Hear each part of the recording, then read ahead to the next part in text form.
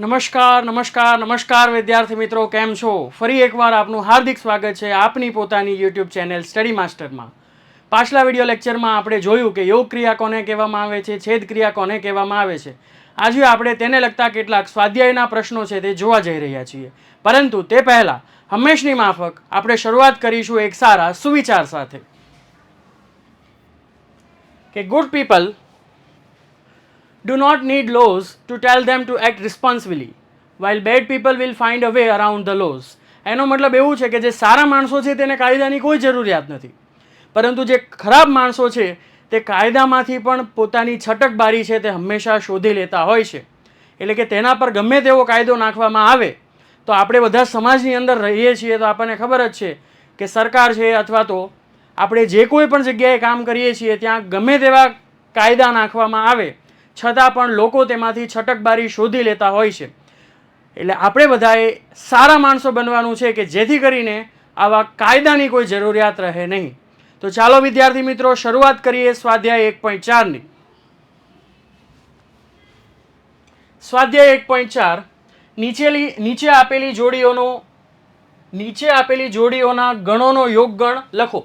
હવે ફરીથી આપણે રિવાઇઝ કરી લઈએ કે યોગગણ કોને કહેવામાં આવે છે, કે બે ગણો વચ્ચેનો યોગગણ કેવી રીતે મેળવી શકાય. તો ધારો કે આપણી પાસે બે ગણ આપેલા છે, ગણ એ અને ગણ બી. તો ગણ એ અને ગણ બીના યોગગણને કેવી રીતે દર્શાવવામાં આવે છે, તો કે એ યોગ બી વડે દર્શાવાય છે.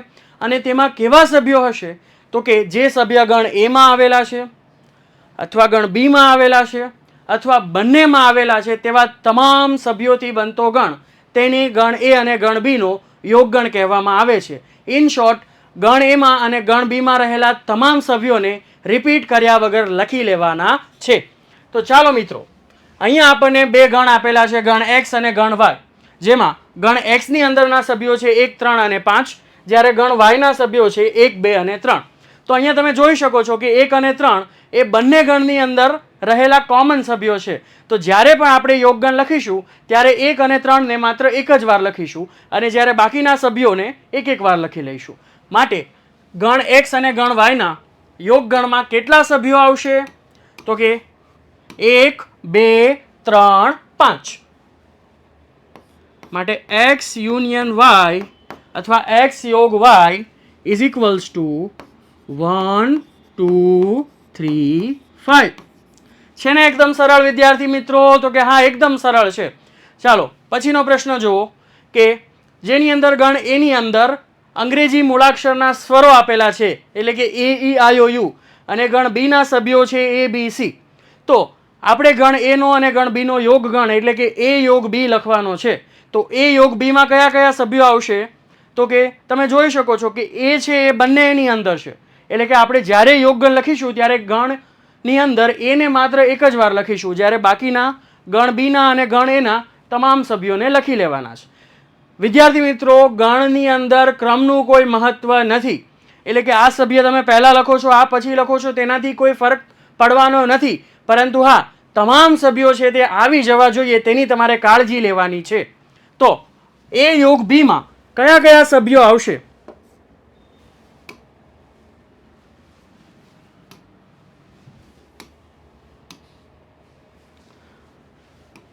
તો એ યોગ બી ની અંદર એ ઈ આઈ ઓ યુ અને એ ઓલરેડી લખી લીધો છે એટલે કે બી અને સી.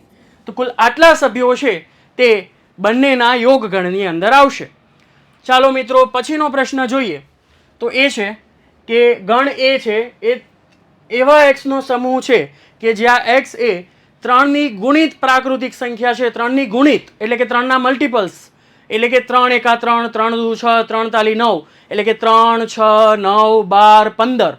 આવી રીતે જેટલા પણ 3ના ગુણિત આવે છે તેનો ગણ છે એ ગણ એ છે. અને ગણ બી શું છે, તો કે એક્સ કે જ્યાં એક્સ એ 6 થી નાની પ્રાકૃતિક સંખ્યા છે. હવે 6 થી નાની પ્રાકૃતિક સંખ્યા કેટલી મળે, તો કે મિત્રો 5 પ્રાકૃતિક સંખ્યા મળે આપણને, 1, 2, 3, 4 અને 5. તો આ બંનેના યોગ ગણમાં કયા કયા સભ્યો આવશે, તો કે 1, 2, 3, 4, 5, 6. પછી તો 3ના ગુણિતો આવશે, એટલે કે 9, 12, 15, 18 એન્ડ સો ઓન. માટે એ યોગ બી માં કયા કયા સભ્યો આવશે? તો કે પહેલા આપણે ગણ બી ના સભ્યો લખી લઈએ કે ગણ બી ના સભ્યો છે જે છે 6 થી નાની પ્રાકૃતિક સંખ્યા એટલે કે 1 થી 5 માટે 1 2 3 4 5.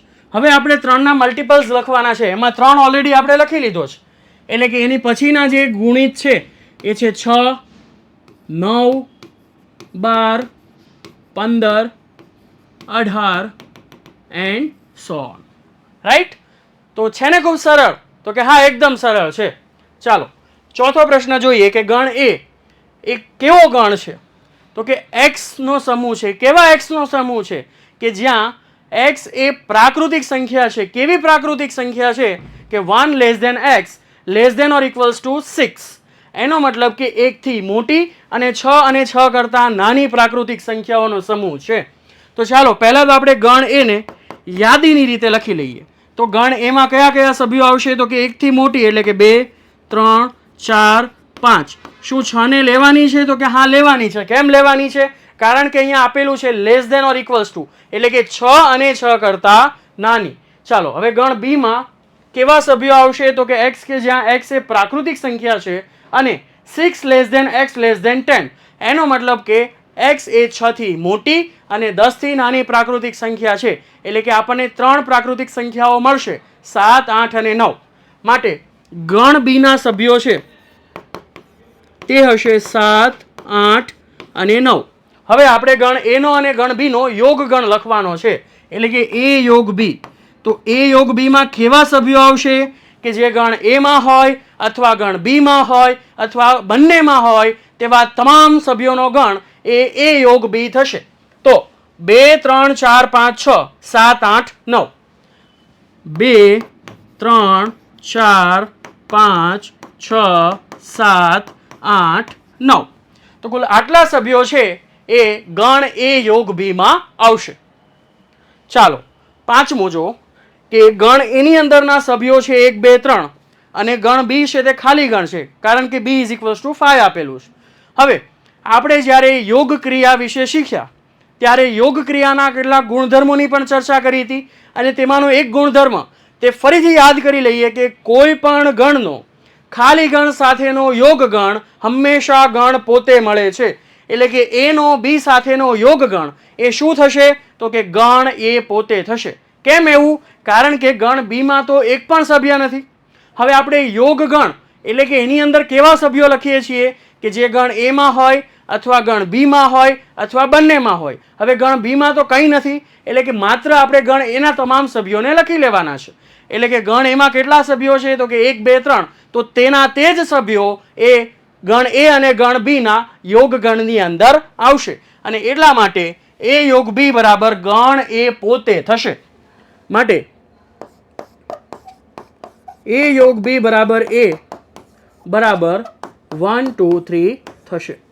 વિદ્યાર્થી મિત્રો ખાસ આ યાદ રાખજો કે કોઈ પણ ગણનો ખાલી ગણ સાથેનો યોગ ગણ એ હંમેશા ગણ પોતે થાય છે. ચાલો મિત્રો આગળનો પ્રશ્ન જોઈએ. પ્રશ્ન નંબર 2 કે અહીંયા આપણને કુલ 2 ગણ આપેલા છે, ગણ એ અને ગણ બી. ગણ એના સભ્યો છે એ બી અને ગણ બી ના સભ્યો છે એ બી સી. તો આપણને પૂછ્યું છે કે શું એ સબસેટ ઓફ બી છે? એનો મતલબ કે શું ગણ એ ગણ બી નો ઉપગણ છે અને એ યુનિયન બી એટલે કે એ યોગ બી શું થશે? બરાબર છે. અહીંયા આપણને પૂછ્યું છે કે શું એ ગણ બી નો ઉપગણ છે. ઉપગણ કોને કહેવાય? ફરીથી યાદ કરી લઈએ મિત્રો કે જ્યારે ગણ એના તમામ સભ્યો એ ગણ બી માં પણ આવેલા હોય તો ગણ એ ને ગણ બી નો ઉપગણ કહેવાય. તો અહીંયા આ કિસ્સામાં તમે જોઈ શકો છો કે ગણ એ ના સભ્યો છે એ બી, ગણ બી ના સભ્યો છે એ બી સી. તો શું ગણ એ ના તમામ સભ્યો એ ગણ બી માં આવેલા છે? તો કે હા, આવેલા છે અને એટલા માટે આપણે કહી શકીએ કે અહીં આ કિસ્સામાં ગણ એ ગણ બી નો ઉપગણ છે. માટે એ સબસેટ ઓફ બી છે. અને હવે આપણને પૂછ્યું છે કે એ યોગ બી શું થશે? તો મિત્રો ફરીથી આપણે યાદ કરી લઈએ કે જ્યારે આપણે શીખ્યા હતા યોગ ક્રિયાના ગુણધર્મો ત્યારે એ વસ્તુ આપણે જોઈ હતી કે જ્યારે ગણ એ ગણ બી નો ઉપગણ હોય, બરાબર છે, એટલે કે બી છે તે સુપરસેટ છે ત્યારે એનો અને બીનો યોગ ગણ છે તે હંમેશા સુપરસેટ બરાબર થશે. એટલે કે આ કિસ્સામાં ગણ બી બરાબર થશે. અહીંયા તમે એ યોગ બી લખશો તો શું થશે? તો કે એ બી ઓલરેડી લખાઈ ગયા છે એટલે કે સી. એટલે કે એ યોગ બી ની અંદર 3 સભ્યો આવશે, એ બી અને સી. માટે એ યોગ બી બરાબર થશે એ બી સી, અને તે બીજું કંઈ નથી પણ ગણ બી છે. એટલા માટે વિદ્યાર્થી મિત્રો ખાસ આ વસ્તુ યાદ રાખજો કે જો એ સબસેટ ઓફ બી તો એ યોગ બી બરાબર હંમેશા ગણ બી થશે. બરાબર છે? તો એ યોગ બી બરાબર શું થશે તે આપણને પૂછ્યું છે, તો એ યોગ બી બરાબર ગણ બી થશે. ચાલો તેની પછીનો પ્રશ્ન કે જો એ સબસેટ ઓફ બી હોય તેવા 2 ગણ આપ્યા હોય તો એ યોગ બી શું થશે? તો ફરી પાછી એની એ જ વાત છે. બરાબર છે? કે જેની ઓલરેડી આપણે ચર્ચા કરી લીધી છે કે એ સબસેટ ઓફ બી એનો મતલબ શું થાય છે કે ગણ એ ગણ બી નો ઉપગણ છે. એનો મતલબ કે ગણ એ ના તમામ સભ્યો ગણ બી માં આવી ગયા છે. હવે જ્યારે આપણે યોગ ગણ લઈશું ત્યારે શું થશે કે આપણે તમામ સભ્યો લખવાના છે પણ રિપીટ કરવાના નથી. તો હવે ગણ એના તમામ સભ્યો તો ગણ બી માં આવી ગયા છે. એટલે કે જો આપણે ગણ બી ના તમામ સભ્યોને એકવાર લખી લઈએ તો તે સભ્યોથી બનતો ગણ એ ગણ એ નો અને ગણ બી નો યોગ ગણ થશે. અને એટલા માટે જો એ સબસેટ ઓફ બી હોય તો તેવા 2 ગણ આપ્યા હોય તો એ યોગ બી શું થશે? તો કે એ યોગ બી બરાબર સુપરસેટ. એટલે કે આ કિસ્સામાં ગણ બી થશે. માટે એ યોગ બી બરાબર બી થશે. બરાબર છે? ખબર પડે છે ને વિદ્યાર્થી મિત્રો? તો કે હા એકદમ ખબર પડે છે સાહેબ. મજા આવે છે? તો કે હા એકદમ મજા આવે છે. ચાલો પછીનો પ્રશ્ન જોઈએ, પ્રશ્ન નંબર 4. હવે આની અંદર આપણે 8 પેટા પ્રશ્નો આપણને આપેલા છે. બરાબર છે? આપણને ગણ આપેલા છે એ બી સી અને ડી. ગણ એ ના સભ્યો છે 1 2 3 4, ગણ બી ના સભ્યો છે 3 4 5 6, ગણ સી ના સભ્યો છે 5 6 7 8, ગણ ડી ના સભ્યો છે 7 8 9 10. તો નીચેના ગણ શોધો. તો પહેલી વસ્તુ જે આપણે શોધવાની છે તે છે એ યોગ બી. તો ચાલો વિદ્યાર્થી મિત્રો મેળવી લઈએ એ યોગ બી. એ યોગ બી માં કેવા સભ્યો આવશે કે જે ગણ એ માં હોય અથવા ગણ બી માં હોય અથવા બંનેમાં હોય. તો અહીંયા ગણ એ માં કેટલા સભ્યો આવેલા છે? તો કે 1 2 3 4. ગણ બી માં કયા સભ્યો છે? તો કે 3 4 5 6. શું કોઈ સભ્યો કોમન છે? તો કે હા 3 અને 4. તો જ્યારે આપણે યોગ ગણ લખીશું ત્યારે 3 અને 4 ને એકવાર લખીશું. એટલે કે એ યોગ બી ના સભ્યો છે તે 1 2 3 4 5 6 થશે. બરાબર છે? બીજી વસ્તુ, બીજો પેટા પ્રશ્ન જે છે એ યોગ સી. તો એ યોગ સી એટલે કે એનો અને સી નો યોગ ગણ આપણે લખવાનો છે. તો એ ના સભ્યો છે 1 2 3 4, સી ના સભ્યો છે 5 6 7 8. તો એ યોગ સી ના સભ્યો કયા કયા આવશે? તો કે એના પણ બધા સભ્યો લખી લઈએ, સી ના પણ બધા સભ્યો લખી લઈએ. તો 1 2 3 4 5 6 7 8. માટે એ યોગ સી માં કયા કયા સભ્યો આવશે? 1 થી 8. 1 2 3 4 5 6 7 8. Very easy. યસ. ચાલો 3 નંબર જોઈએ કે બી યોગ સી લખવાનું છે ગણ બી ના તમામ સભ્યો, ગણ સી ના તમામ સભ્યો અને જે બંનેમાં કોમન હોય તેવા પણ તમામ સભ્યો. તો 3 4 5 6 5 6 7 8. એટલે કે 5 6 કોમન છે. એટલે કે બી યોગ સી માં કયા સભ્યો આવશે? તો કે 3 4 5 6 7 8.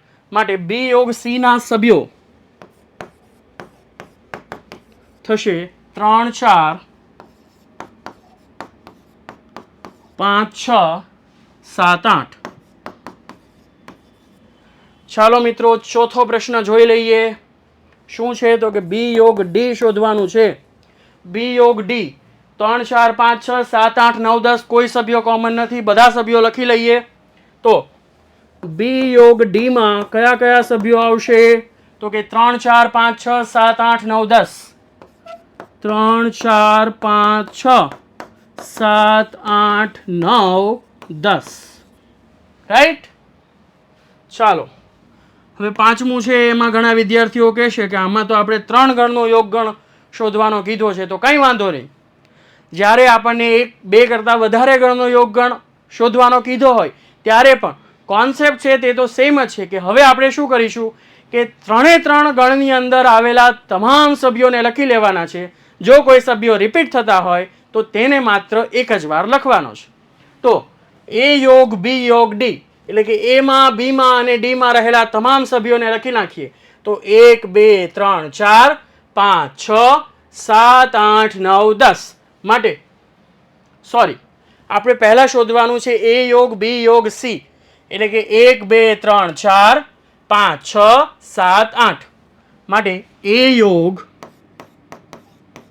બી યોગ સી ની અંદર કેટલા સભ્યો આવશે તો કે 1 2 3 4 5 6 7 8.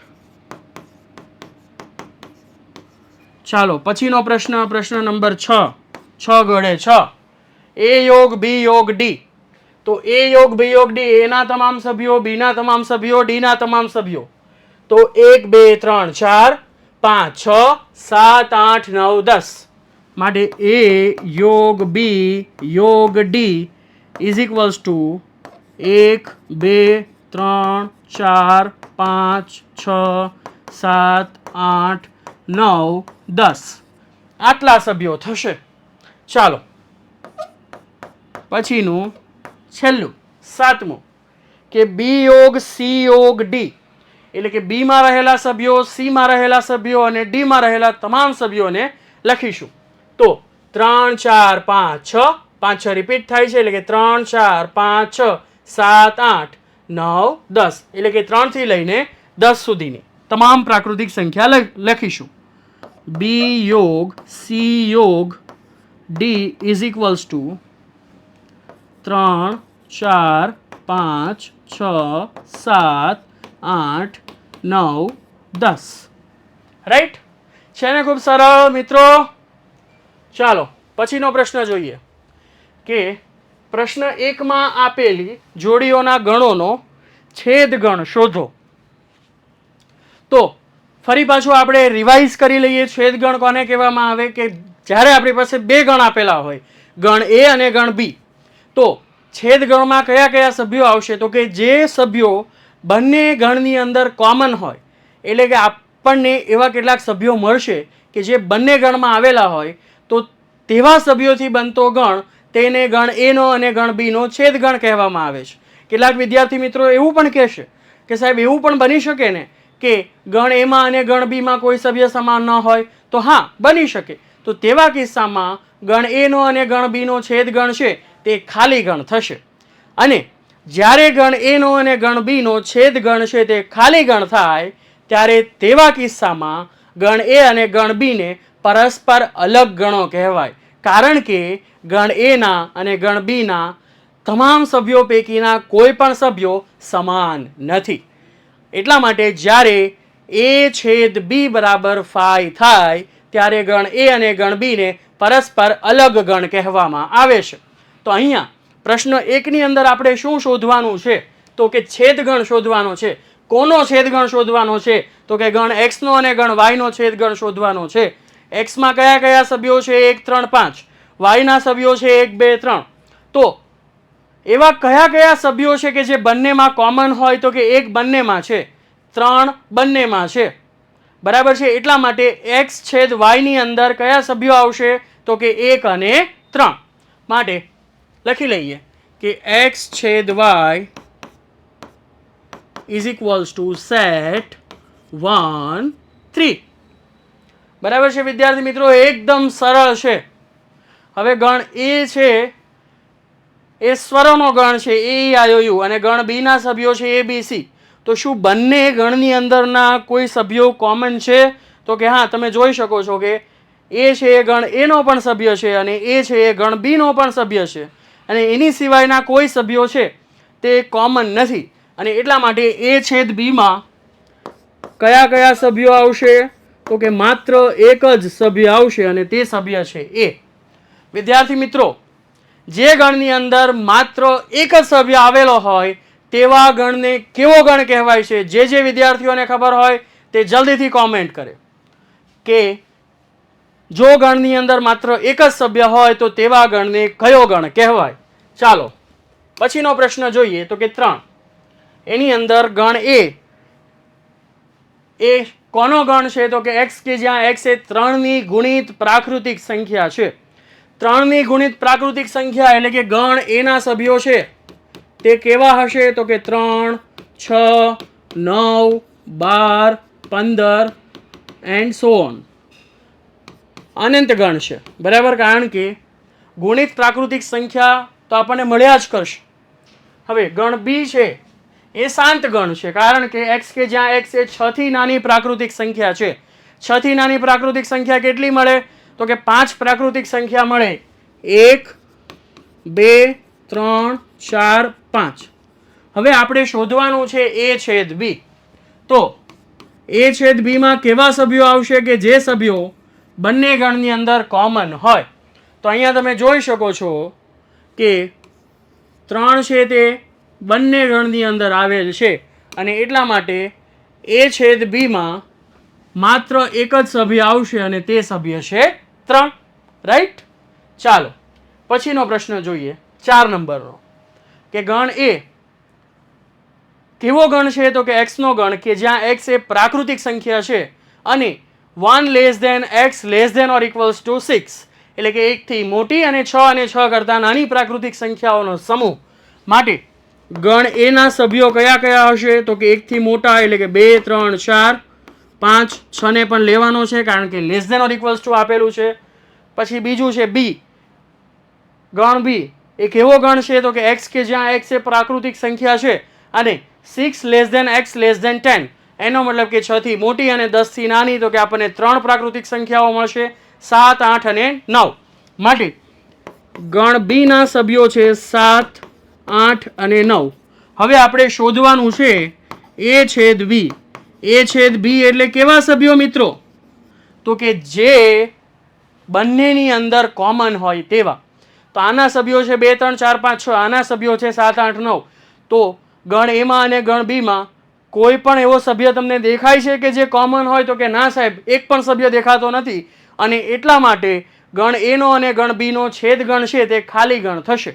બરાબર છે? તમે આવી રીતે પણ લખી શકો છો અથવા ફાઈ પણ લખી શકો છો. રાઈટ? એકદમ ઈઝી છે મિત્રો.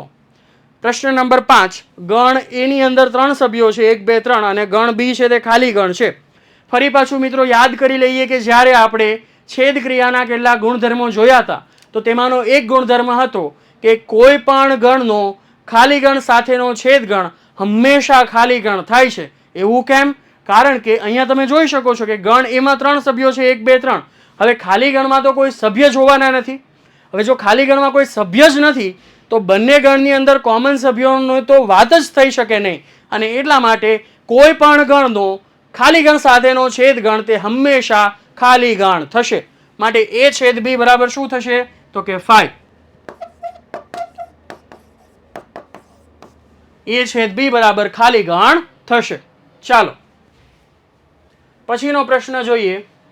તો આની અંદર આપણે ઘણા બધા પેટા પ્રશ્નો આપણને આપેલા છે. ગણ આપેલો છે a 3, 5, 7, 9, 11.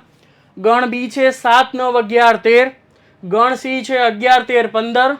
ગણ ડી છે 15, 17. તો નીચેના ગણ શોધો. પહેલો ગણ જે આપણે શોધવાનો છે તે છે a છેદ b. a છેદ b એટલે કે કેવો ગણ કે એવા સભ્યોથી બનતો ગણ કે જે એમાં પણ હોય અને ગણ બી માં પણ હોય. વિદ્યાર્થી મિત્રો આ ખાસ યાદ રાખજો. છેદ ક્રિયા માટે અને શબ્દ પર આપણે ભાર આપીશું અને યોગ ક્રિયા માટે આપણે અથવા શબ્દ પર ભાર આપીશું. તો અહીંયા a છેદ b માં કયા સભ્યો આવશે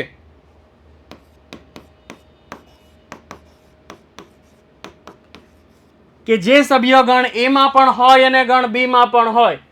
તો એવા કોઈ સભ્યો દેખાય છે તો કે હા મને દેખાય છે 7, 9, 11. 7, 9, 11 ગણ એ માં પણ છે અને 7, 9, 11 ગણ બી માં પણ છે. એટલા માટે 7, 9 અને 11 આ કોમન સભ્યો છે, સામાન્ય સભ્યો છે. માટે a છેદ b માં 3 સભ્યો મળશે 7, 9 અને 11. ચાલો 2 નંબરમાં આપણે શું શોધવાનું છે તો કે b છેદ c મેળવવાનું છે. b છેદ c માં કયા કયા સભ્યો આવશે તો કે 7, 9, 11, 13, 11, 13, 15. તો b માં અને c માં કોમન એલિમેન્ટ્સ કયા કયા છે તો કે 11, 11, 13 13 માટે 11 અને 13 એક કોમન એલિમેન્ટ્સ છે માટે બી છેદ સી માં બે સભ્યો મળશે 11 અને 13. ચાલો 3 નંબર. હવે 3 નંબરમાં કેટલાક વિદ્યાર્થીઓ છે તે ગભરાઈ જશે કે સાહેબ અત્યાર સુધી તો આપણે માત્ર ખાલી 2 ગણનો છેદગણ શોધ્યો છે, તો આ 3 ગણનો છેદગણ કેવી રીતે મેળવશું? તો કે આની અંદર તમે જૂથના નિયમનો ઉપયોગ કરી શકો છો કે પહેલા તમે એ છેદ સી મેળવી શકો છો અને પછી તેનો ડી સાથે છેદગણ લો, અથવા તો તમે સી છેદ ડી મેળવી લો અને તેનો એ સાથેનો છેદગણ લો, અથવા તો જો તમે ખૂબ હોશિયાર છો અને તમે બધા છો જ તો તમે સીધું પણ શોધી શકો છો કે કયા કયા સભ્યો છે કે જે ત્રણેય ગણની અંદર આવેલા છે. તો એ છેદ સી છેદ ડી, એના સભ્યો છે 3 5 7 9 11, સી ના સભ્યો છે 11 13 15 અને ડી ના સભ્યો છે 15 17. તો આપણે એક કામ કરીએ, પહેલા એ છેદ સી મેળવી લઈએ અને પછી તેનો ડી નો સાથેનો છેદગણ મેળવીએ. એટલે કે એ છેદ સી છેદ ડી છે એ કોના બરાબર થશે? તો કે એ છેદ સી છેદ ડી બરાબર થશે. હવે એ છેદ સી માં કેટલા સભ્યો મળે છે? તો એ છેદ સી માં કયા કયા સભ્યો મળશે? તો કે 11 છે તે બંનેમાં છે માટે એ છેદ સી માં મળશે માત્ર 11 છેદગણ ડી ની અંદર કેટલા સભ્યો છે? તો કે 2. કયા કયા? 15 અને 17. હવે તમારે મને કહેવાનું છે કે આ બંને ગણની અંદર કોઈ સભ્યો કોમન છે? તો કે ના, આમાં 11 છે પણ આમાં નથી, ને આમાં 15 17 છે પણ આમાં નથી. એનો મતલબ કે આ બંને ગણનો છેદગણ છે તે ખાલી ગણ થશે માટે એ છેદ સી છેદ ડી બરાબર 5 થશે. રાઈટ. ચાલો 4 નંબર.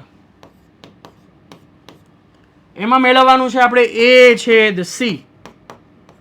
હવે એ છેદ સી જો મિત્રો આપણે અહીંયા ઓલરેડી મેળવી લીધું ને. એ છેદ સી એટલે કે એમાં હોય અને સીમાં હોય, બંનેમાં હોય તેવા સભ્યો. તો તમે જોઈ શકો છો કે 11 છે તે બંનેમાં છે અને એટલા માટે એ છેદ સીમાં માત્ર એક જ સભ્ય મળશે અને તે સભ્ય હશે 11. ફરી પાછું મિત્રો તમને પૂછું છું કે જે ગણની અંદર માત્ર એક જ સભ્ય હોય તેવા ગણને કયો ગણ કહેવાય? જે વિદ્યાર્થી મિત્રોને ખબર હોય તે ફટાફટ કોમેન્ટ કરે. ચાલો 5મો નંબર છે બી છેદ ડી. બી છેદ ડી એટલે કે ગણ બી અને ગણ ડી ની ડી. તો 7 9 11 13 અને 15 17. તો શું આપણને કોઈ કોમન સભ્યો મળે છે, કોમન એલિમેન્ટ્સ મળે છે? તો કે ના, અને એટલા માટે બી છેદ ડી છે તે ખાલી ગણ થશે. બરાબર છે. ચાલો 6 કે એ છેદ બી યોગ સી. એ છેદ બી યોગ સી. જ્યારે પણ મિત્રો આવી રીતે આપેલું હોય ને ત્યારે આપણે શું કરીએ કે કાઉન્સમાં રહેલું જે ક્રિયા છે તેને આપણે પહેલા કરી દઈશું. એટલે કે એ છે ગણ એ છે તો કયો ગણ છે? તો કે 3 5 7 9 11 છેદ બી યોગ સી. તો બી યોગ સી યોગ ગણ છે મિત્રો. યોગ ગણ એટલે કે બી માં અને સી માં બંનેમાં રહેલા તમામ સભ્યોથી બનતો ગણ. તો 7 9 11 13 અને 15. 7 9 11 13 15. હવે આપણે આ બંને ગણનો છેદગણ મેળવવાનો છે. તો શું આ બંને ગણની અંદર કોઈ કોમન એલિમેન્ટ્સ દેખાય છે? તો કે હા દેખાય છે. 7 9 11 7 9 11 અને માટે એ છેદ બી યોગ સી માં કેટલા સભ્યો આવશે? તો કે 3 સભ્યો મળશે 7 9 અને 11. ચાલો મિત્રો પ્રશ્ન નંબર 6 છે, હજી પૂરો નથી થયો. હજી આપણે કેટલાક પ્રશ્નો છે તે સોલ્વ કરવાના છે. તો ગણ તો તેના તે જ છે. હવે આપણે મેળવવાનું છે એ છેદ ડી. 7મો નંબર એ છેદ ડી એટલે કે એમાં હોય અને ડીમાં હોય તેવા સભ્યો. તો 3 5 7 9 11 15 17. તો આપણને એક પણ સભ્ય છે તેવો મળતો નથી કે જે બંને ગણની અંદર હોય અને એટલા માટે એ છેદ ડી છે તે શું થશે? તો કે ખાલી ગણ થશે. ચાલો 8મો નંબર જોઈ લઈએ. 8મો નંબર શું છે? તો કે એ છેદ બી યોગ ડી. તો મિત્રો હમણાં જ મેં તમને કહ્યું તે પ્રમાણે જ્યારે પણ આપણને આવી રીતે આપેલું હોય ત્યારે કૌંસમાં રહેલી ક્રિયા છે તેને આપણે પહેલાં કરીશું. તો ગણ એ છે તેને એઝ ઇટ ઇઝ લખી લઈએ, જેવો છે તેવો ને તેવો લખી લઈએ. 3 5 7 9 11 છેદગણ. કોની સાથેનો છેદગણ? તો કે બી યોગ સી, સોરી બી યોગ ડી. તો બી યોગ ડી માં કયા કયા સભ્યો મળશે? તો 7 9 11 13 15 17. 7 9 11 13 15 17. ચાલો હવે આ બંને ગણનો છેદગણ લેવાનો છે. તો કોઈ શું કોઈ સભ્યો કોમન છે? તો કે હા, 7 9 11 7 9 11 7 9 11 7 9 11. અને એટલા માટે એ છેદ બી યોગ ડી માં કેટલા સભ્યો મળશે? તો કે 3 સભ્યો મળશે. 7 9 11. ચાલો 9મો નંબર લઈએ. તો 9મા નંબરની અંદર આપણે મેળવવાનું છે એ છેદ બી છેદ બી યોગ સી. તો પહેલા તો એ છેદ બી મેળવી લઈએ. એ છેદ બી એટલે કે એ માં પણ હોય અને બી માં પણ હોય તેવા સભ્યો. તો એ છેદ બી માં કયા કયા સભ્યો મળશે? તો કે 7 9 7 9 11 11. એટલે કે 7 9 11 મળે છે એ છેદ બી માં. તો 7 9 11 છેદ બી યોગ સી. હવે અહીંયા યોગ ગણ છે, બી નો સી સાથેનો યોગ ગણ એટલે કે બી માં હોય અથવા સી માં હોય અથવા બંનેમાં હોય તેવા તમામ સભ્યોથી બનતો ગણ. માટે બી યોગ સી માં કયા કયા સભ્યો આવશે? તો 7 9 11 13 15. 7 9 11 13 15. હવે આટલું મેળવી લીધું પછી શું કરવાનું છે? તો કે આ બંને ગણનો છેદગણ મેળવવાનો છે. છેદગણ એટલે કે કોમન એલિમેન્ટ્સ શોધો. હવે તો કે 7 7 9 9 11 11. એની સિવાય કશું કોમન છે? તો કે ના. એટલે કે 3 સભ્યો મળશે આપણને, 7 9 અને 11. ચાલો છેલ્લો 10મો એ યોગ ડી છેદ બી યોગ સી. તો આપણું પહેલું કામ શું હશે મિત્રો? તો કે એ યોગ ડી મેળવી લઈએ, બી યોગ સી મેળવી લઈએ અને પછી જે બે ગણ મળે છે તેનો છેદગણ મેળવી લઈએ. તો એ યોગ ડી માં કયા કયા સભ્યો આવશે? તો કે 3 5 7 9 11. એનો ડી સાથેનો યોગ ગણ એટલે કે 15 17 આમાં ઉમેરી દેવાના છે. એટલે કે 3 5 7 9 11 15 17. આ ગણનો છેદગણ લેવાનો છે. કયા ગણ સાથે? તો કે બી યોગ સી સાથે. તો બી યોગ સી 7 9 11 13 11 13 કોમન છે એટલે કે 7 9 11 13 15. 7 9 11 13 15. તો 7 9 11 13 15. હવે આપણે એવા સભ્યો શોધવાના છે કે જે બંનેની અંદર આવેલા હોય, કારણ કે અહીંયા નિશાની છે છેદ ક્રિયાની. છેદગણ મેળવવો છે. તો 7 બંનેમાં છે તો કે હા છે, 9 બંનેમાં છે તો કે હા છે, 11 બંનેમાં છે તો કે હા છે. હવે એની સિવાયના કોઈ સભ્યો તો કે 15 પણ બંનેમાં છે. એનો મતલબ કે કુલ 4 સભ્યો આપણને મળે છે કે જે બંને ગણની અંદર હોય. તેને લખી લઈએ. તો કે 7 9 11 15. તો આ આપણો છેદગણ થશે. છે ને વિદ્યાર્થી મિત્રો? ખૂબ સરળ. ચાલો પ્રશ્ન નંબર 7. હવે પ્રશ્ન નંબર 7 ની અંદર તમે જોઈ શકો છો કે બધા જ 4 ગણ આપેલા છે અને તે ચારે 4 ગણ આપણને ગુણધર્મની રીતે આપેલા છે. તો કશો વાંધો નહીં.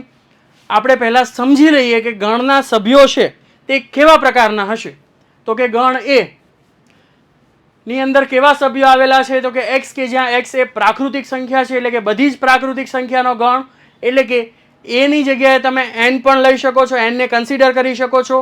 સેટ ઓફ નેચરલ નંબર્સ, પ્રાકૃતિક સંખ્યાઓનો ગણ. ચાલો ગણ બી શું છે? તો કે x, કે જ્યાં x એ યુગ્મ પ્રાકૃતિક સંખ્યા છે.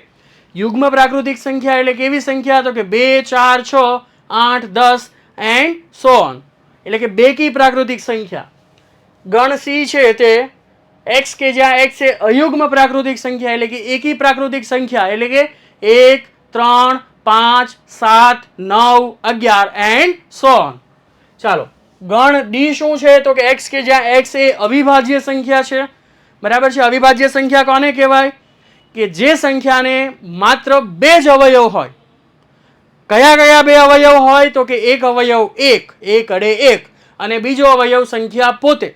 અથવા તો બીજા શબ્દોમાં આપણે કહીએ તો જે સંખ્યાઓને માત્ર બે જ સંખ્યા વડે ભાગી શકાતી હોય. કઈ બે સંખ્યા? તો કે એક તો એક અને સંખ્યા પોતે. તો તેવી તમામ સંખ્યાઓને અવિભાજ્ય સંખ્યાઓ કહેવાય છે. તો નાનામાં નાની અવિભાજ્ય સંખ્યા કઈ છે? તો કે 2. પછીની અવિભાજ્ય સંખ્યા કઈ છે? તો કે 3, 5, 7, પછી 11. આવી રીતે આપણને અસંખ્ય અવિભાજ્ય સંખ્યાઓ મળશે. તો ડી છે એ અવિભાજ્ય સંખ્યાઓનો ગણ છે.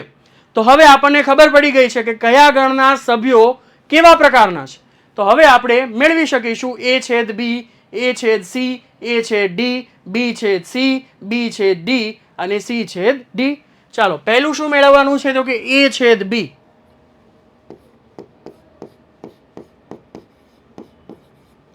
તો a છેદ b માં કેવા સભ્યો આવશે? તો કે a કેવો ગણ છે? તો કે પ્રાકૃતિક સંખ્યાનો ગણ છે.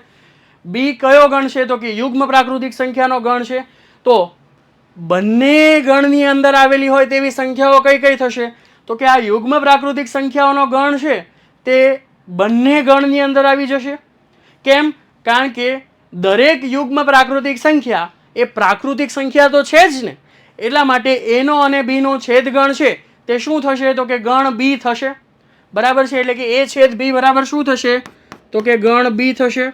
અથવા તો આપણે લખી પણ શકીએ કે x, કે જ્યાં x એ યુગ્મ પ્રાકૃતિક સંખ્યા છે.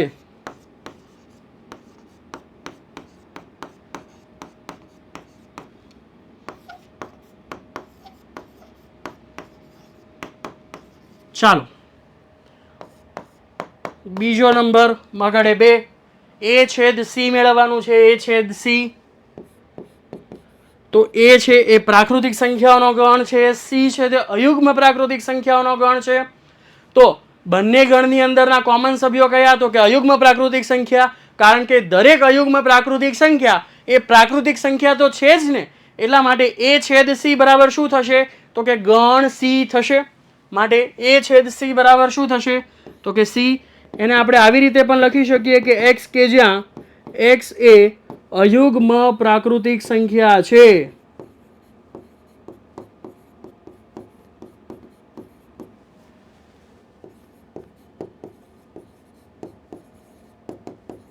ચાલો, પછીનો પ્રશ્ન જોઈએ. તો કે 3 નંબર.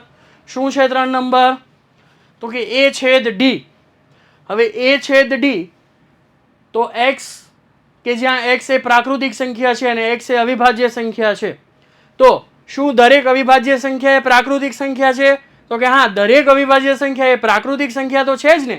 એનો મતલબ કે આ બંનેના છેદગણની અંદર શું આવશે? તો કે d માં રહેલા જેટલા સભ્યો છે તે બધા જ સભ્યો તે બંનેના છેદગણની અંદર આવશે. અને એટલા માટે a છેદ d બરાબર શું થશે? તો કે ગણ d થશે. માટે a છેદ d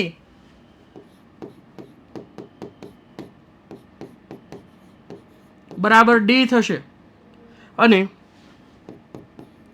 તેને આવી રીતે પણ લખી શકીએ કે x, કે જ્યાં x એ અવિભાજ્ય સંખ્યા છે.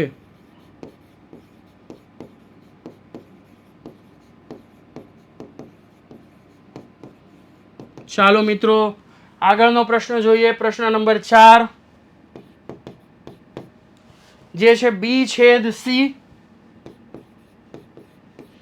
ગણ b છે તે યુગ્મ પ્રાકૃતિક સંખ્યાઓનો ગણ છે અને ગણ c છે તે અયુગ્મ પ્રાકૃતિક સંખ્યાનો ગણ છે. તો શું તમને એવા સભ્યો મળશે કે જે બંનેની અંદર આવેલા હોય?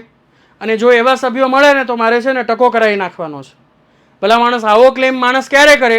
કે જ્યારે એક પણ સભ્ય કોમન ન મળતો હોય ત્યારે. કે આમાં તો બેકી સંખ્યા છે બધી. 2 4 6 8 10 12 15 સોરી 2 4 6 8 10 12 14 16 એન્ડ સો ઓન. આમાંની સંખ્યા કેવી છે? તો કે 1 3 5 7 9 11 એન્ડ સો ઓન. એનો મતલબ કે આ બંને ગણની અંદર એક પણ સભ્ય આપણને એવો મળશે નહીં કે જે બંને ગણમાં આવેલો હોય. અને એટલા માટે b છેદ c બરાબર શું થશે? તો કે ખાલી ગણ થશે. ચાલો, પછીનો પ્રશ્ન છે કે b છેદ d મેળવવાનો છે. બી છેદ ડી. હવે બી શું છે તો કે યુગ્મ પ્રાકૃતિક સંખ્યા છે 2 4 6 8, અને ડી શું છે તો કે અવિભાજ્ય સંખ્યા છે. હવે આના માટે આપણે એક ફેક્ટ જાણી લઈએ મિત્રો કે 2 સિવાયની તમામ અવિભાજ્ય સંખ્યાઓ છે તે અયુગ્મ સંખ્યાઓ છે. બરાબર છે. તમે 3 લો, 5 લો, 7 લો, 11 લો, 2 સિવાયની તમામ અવિભાજ્ય સંખ્યાઓ છે તે અયુગ્મ સંખ્યાઓ છે. એનો મતલબ એવો થયો કે માત્ર એક જ યુગ્મ અવિભાજ્ય સંખ્યા છે અને તે સંખ્યા છે 2. બરાબર છે. એટલે કે યુગ્મ પણ હોવી જોઈએ અને અવિભાજ્ય પણ હોવી જોઈએ તેવી કેટલી સંખ્યા મળશે તો કે માત્ર એક જ સંખ્યા મળશે અને તે સંખ્યા છે 2. એટલે કે આ બંને ગણના છેદગણની અંદર માત્ર એક જ સભ્ય મળશે અને તે સભ્ય હશે 2. માટે બી છેદ D is equals two 2. Right. ચાલો છઠ્ઠું જોઈએ, જે છે સી છેદ ડી. તો સી છેદ ડી માં કયા સભ્યો આવશે તો સી છે એ અયુગ્મ પ્રાકૃતિક સંખ્યાનો ગણ છે અને ગણ ડી છે તે અવિભાજ્ય સંખ્યાનો ગણ છે. તો હમણાં જ વાત કરી તે પ્રમાણે કે 2 સિવાયની તમામ અવિભાજ્ય સંખ્યાઓ તે અયુગ્મ સંખ્યાઓ છે. બરાબર છે. અને એક્સ એ અયુગ્મ પ્રાકૃતિક સંખ્યા છે એટલે કે આમાં તો બધી અયુગ્મ સંખ્યાઓ જ આવવાની છે. એનો મતલબ કે બંનેના છેદગણની અંદર કેવી સંખ્યાઓ આવશે તો કે અયુગ્મ અવિભાજ્ય સંખ્યાઓ આવશે. બરાબર છે. અથવા તો તમે બીજી રીતે એને એવું કહી શકો કે 2 સિવાયની તમામ અવિભાજ્ય સંખ્યાઓનો ગણ. એટલે કે આ ગણને આપણે ગુણધર્મની રીતે 2 રીતે લખી શકીશું કે એક્સ કે જ્યાં એક્સ એ અયુગ્મ અવિભાજ્ય સંખ્યા છે, એક્સ એ અયુગ્મ અવિભાજ્ય સંખ્યા છે અને અથવા આને આપણે આવી રીતે પણ લખી શકીએ કે એક્સ કે જ્યાં એક્સ એ 2 સિવાયની અવિભાજ્ય સંખ્યા છે, કારણ કે 2 સિવાયની બધી જ અવિભાજ્ય સંખ્યાઓ અયુગ્મ સંખ્યાઓ છે. કે એક્સ એ 2 સિવાયની અવિભાજ્ય સંખ્યા છે. તો મને તો વિદ્યાર્થી મિત્રો ખૂબ સરળ લાગે છે, તમને પણ ખૂબ સરળ જ લાગતું હશે. તો ચાલો પછીનો પ્રશ્ન સોલ્વ કરીએ. પ્રશ્ન નંબર 8. નીચેના ગણોની જોડીઓમાંથી કઈ જોડના ગણ પરસ્પર અલગ ગણ છે? અલગ ગણ કોને કહેવામાં આવે છે? હમણાં જ આપણે ચર્ચા કરી હતી થોડા સમય પહેલા કે જ્યારે 2 ગણનો છેદ ગણ છે તે ખાલી ગણ મળતો હોય ત્યારે બંને ગણને પરસ્પર અલગ ગણ કહી શકાય. તો અહીંયા ગણ આપણને આપેલો છે, આને આ ગણને આપણે નામ આપી દઈએ ગણ એ. તો ગણ એ છે તેની અંદર કેટલા સભ્યો છે તો કે 1 2 3 4, અને ગણ બી ના સભ્યો છે કયા કયા તો કે x એ પ્રાકૃતિક સંખ્યા છે 4 અને 4 કરતા મોટી અને 6 અને 6 કરતા નાની. એનો મતલબ કે 4 5 6. હવે એ છેદ બી મેળવીએ તો શું તેમાં આપણને કોઈ સભ્ય મળશે તો કે હા સભ્ય મળશે. તમે જોઈ શકો છો કે 4 છે તે બંને ગણની અંદર છે.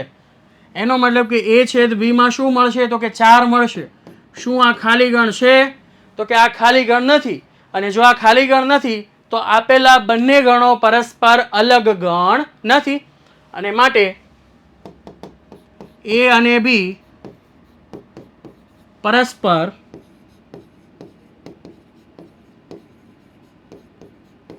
અલગ ગણ નથી. બરાબર છે વિદ્યાર્થી મિત્રો. ચાલો પછીનો 2 નંબર જોઈએ. એ ઈ આઈ ઓ યુ અને છે સી ડી ઈ એફ.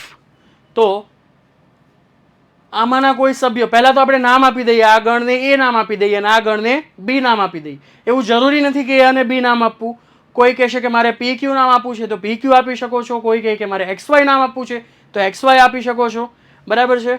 માટે ધારો કે ગણ એ બરાબર લઈએ આપણે એ ઈ આઈ ઓ યુ, અને ગણ બી બરાબર છે સી ડી ઈ એફ, તો તમે જોઈ શકો છો કે સભ્ય ઈ છે તે બંને ગણની અંદર છે. એનો મતલબ કે એ છેદ બી બરાબર થશે એકાકી ગણ ઈ. બરાબર છે, એક જ સભ્ય ધરાવતો. એનો મતલબ થશે કે આ બંનેનો છેદ ગણ છે તે ખાલી ગણ નથી, અને એટલા માટે બંને ગણ છે તે પરસ્પર અલગ ગણ નથી. માટે એ અને બી પરસ્પર અલગ ગણ નથી.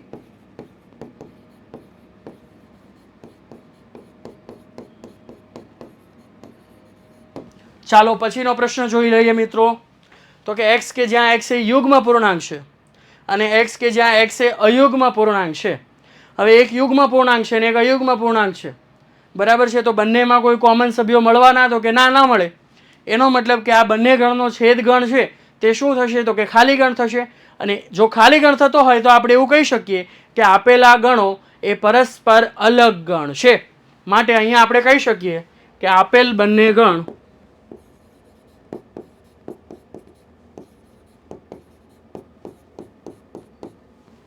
પરસ્પર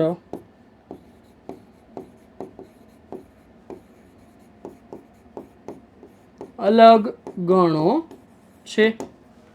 ને વિદ્યાર્થી મિત્રો ખૂબ સરળ. ચાલો, તો તમે બધા મારી સાથે જોડાયા તે બદલ આપનો ખૂબ ખૂબ આભાર. આશા રાખું છું તમને બધાને મજા આવી હશે.